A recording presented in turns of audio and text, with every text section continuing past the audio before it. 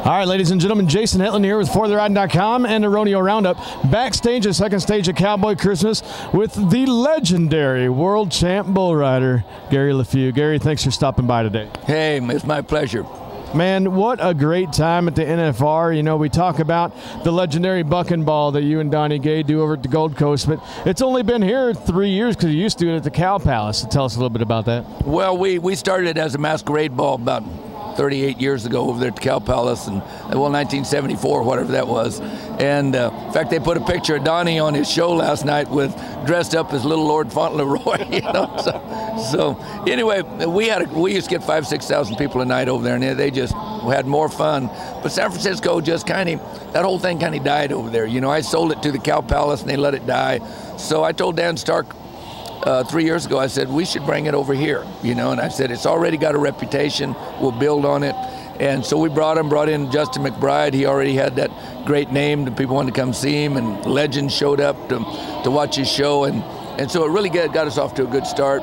We got the Ace and Hold Band in here this year and last year, and then again this year, and I think again next year. I think we've got a 3-year contract on them, and they are such a perfect fit because the kids all seem to go to the Mirage and the MGM, and this is a crowd, I'd say probably 35 and up, that want to come listen to some great music. We got the biggest dance floor in Las Vegas, so they got plenty of room to dance. They're not getting bumped or banged around, and they just, everybody comes up to me and said, this is the best idea ever. We just look forward every year to coming to it and spending our evenings here and having a great time. Excellent. Now let's switch roles a little bit because I ran into you yesterday down here at Cowboy Christmas, and we talked a little bit. And Carly Pierce, who holds the arena record from last year in her run, was having a tough NFR the first part of this 2012 season, and you told me that you kind of sat down with her. How was that conversation between you and her? Because after she talked to you, her NFR has completely changed. You know, she was talking about, you know, how good she did here last year, but how much hell she's having this year, and she thought it might be the yellow sign. She is going to change this, she's going to change that, she's going to change the way she rode. And I said, Carly, there's only one place to ever place blame. That's right back at yourself. You know, and I gave her an example. Molly Powell, who's a former NFR winner here, I did a seminar with her where she did a tape, and she wanted my intake on the positive thinking. So while we were there was 2 horses that would not go in the arena. I mean, every time they got near that entrance, they'd run backwards, they'd flip, they were dangerous. And she was trying to send them one way and another way. She couldn't get them in there. She said, you got any tricks? I said, the trick is horses do not have lower level consciousness. We have alpha, beta, theta, and delta. They're theta, delta. You see 2 horses walk up, they start communicating with each other through telepathy. When you lower down to their level and you start visualizing and start feeling things, they feel what you're feeling, they see what you're seeing. So I said, all you got to do is visualize and remember what those great runs from the past felt like, because that will bring back total recall of what your state of mind was before you went in there.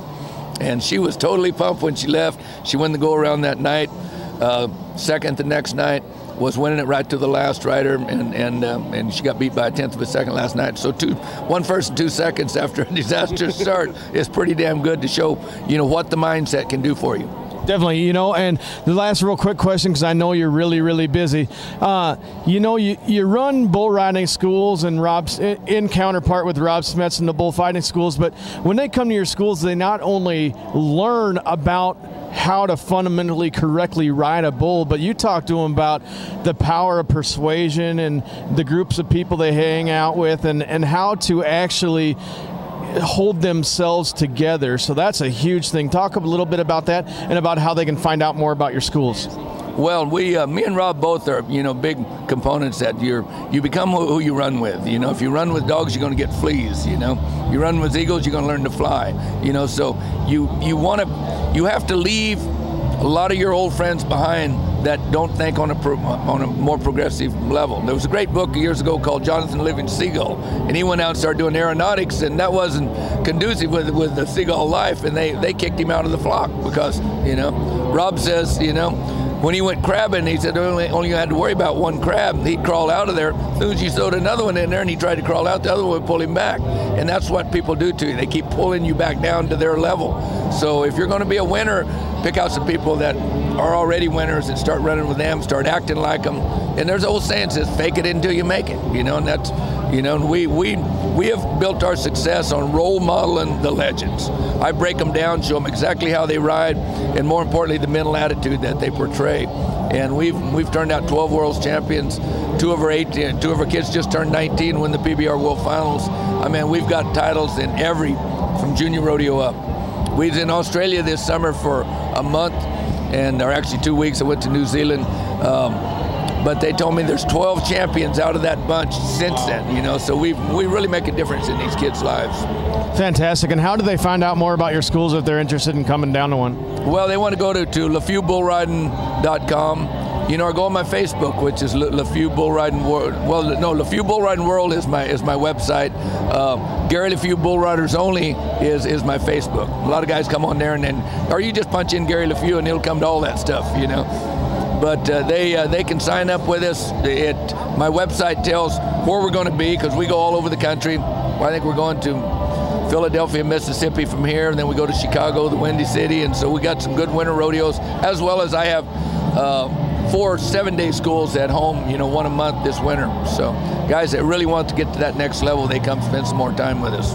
Excellent. Ladies and gentlemen, this has been Jason Hetland with ForTheRide.com and a Rodeo Roundup with the legendary world champ bull rider, Gary Leffew.